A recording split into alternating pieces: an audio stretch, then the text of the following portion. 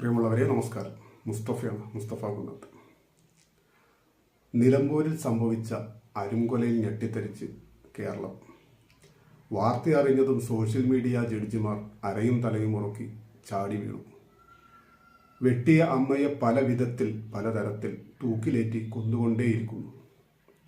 എവിടെയൊക്കെയോ ഇരുന്ന് മരിച്ച അവളെ മാലാഖയും കൊന്നവളെ വടയക്ഷിയുമായി മുദ്രകുത്തി. അവിടെ ചോദ്യങ്ങളില്ല, ഉത്തരങ്ങളും ആർക്കും വേണ്ട.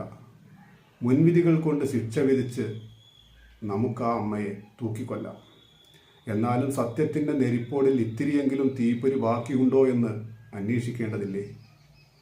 ശരിയാണോ എന്നറിയില്ല, ആ അമ്മ മരണവെപ്രാളത്തിൽ ചെയ്തതാണത്രേ. പ്രമേഹത്തിന് ഇൻസുലിൻ വെച്ചിട്ടാണ് മകൻ പോയതെന്ന് പറയുന്നു.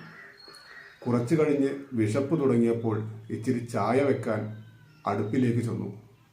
മരുമകൾ അടുപ്പ് കത്തിക്കാൻ അനുവദിക്കാതിരിക്കുകയും തീപ്പെട്ടി മാറ്റിവെക്കുകയും ചെയ്തു. പ്രമേഹ രോഗികൾക്ക് ഇൻസുലിൻ വെച്ച് അല്പം കഴിഞ്ഞാൽ ഭക്ഷണം കഴിച്ചില്ലെങ്കിൽ അപകടമാണെന്നറിഞ്ഞിട്ടും അമ്മായിയമ്മയൊന്ന് മരിച്ചു കിട്ടാൻ നോമ്പ് നോറ്റ് കാത്തിരിക്കുന്ന മരുമകൾ ഒരിറ്റ് വെള്ളം കൊടുത്തില്ല എന്ന് മാത്രമല്ല, എടുത്തു കുടിക്കാനും അനുവദിച്ചില്ല. വെപ്രാളം പൂണ്ട അമ്മായിമ്മ വഴക്കിനിടയിൽ കയ്യിൽ കിട്ടിയ വസ്തുവെടുത്ത് വീശി. സ്വയം മരിക്കാതിരിക്കാനുള്ള പ്രതിരോധമാണെങ്കിലും കൊലപാതകത്തിനെ ന്യായീകരിക്കാൻ കഴിയില്ല. നമ്മുടെ പെൺകുട്ടികളുടെ മനോനിലയെ പ്രധാനമായും ഇക്കാലഘട്ടത്തിൽ രണ്ടായി തിരിക്കേണ്ടതുണ്ട്: വിവാഹത്തിന് മുൻപും വിവാഹത്തിന് ശേഷവും.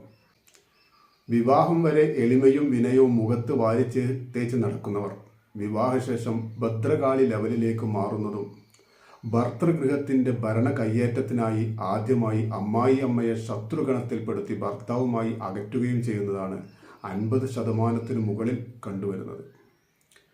പിന്നീട് കണ്ണീരും കയ്യുമായി അയൽവാസികളുടെ സപ്പോർട്ടിനായി തകർത്ത് അഭിനയിച്ചു കൊണ്ടേയിരിക്കും. പണ്ട് കാലങ്ങളിലെല്ലാം അമ്മായിമ്മമാരായിരുന്നു വില്ലത്തിമാരെങ്കിൽ മാറിയ സാഹചര്യത്തിൽ അവർ കീഴുതിങ്ങപ്പെട്ടിട്ടുണ്ട്. പ്രധാനമായും വളരെ കഷ്ടപ്പെട്ടാണ് മക്കൾക്ക് കല്യാണം ശരിയാവുന്നത്. മരുമകൾ പോയാൽ പിന്നെ മറ്റൊന്ന് തപ്പിക്കിട്ടാൻ വല്ലാതെ പാടുപെടേണ്ട അവസ്ഥയാണ്. ഇതൊക്കെ ഓർത്താണ് അമ്മായിയമ്മമാരും നാത്തൂന്മാരും മറ്റു ബന്ധുമിത്രാദികളും കീഴുതുങ്ങിക്കഴിയുന്നത്.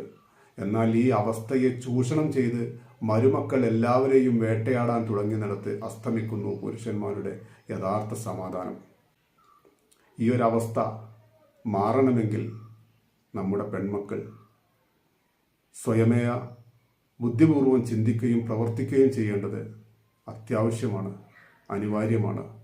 കുടുംബത്തിൻ്റെ സമാധാനം നിങ്ങളുടെ കയ്യിലാണ്. നന്ദി, നമസ്കാരം.